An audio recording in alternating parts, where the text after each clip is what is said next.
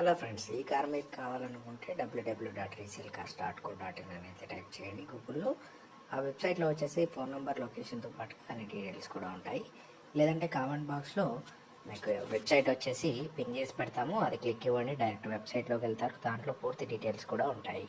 www.reselcars.co.in ఈ వెబ్సైట్ని మీరు గూగుల్లో టైప్ చేసి సెర్చ్ చేసినా కూడా కార్ డీటెయిల్స్తో పాటుగా లొకేషన్, ఫోన్ నెంబర్ కూడా ఉంటుంది.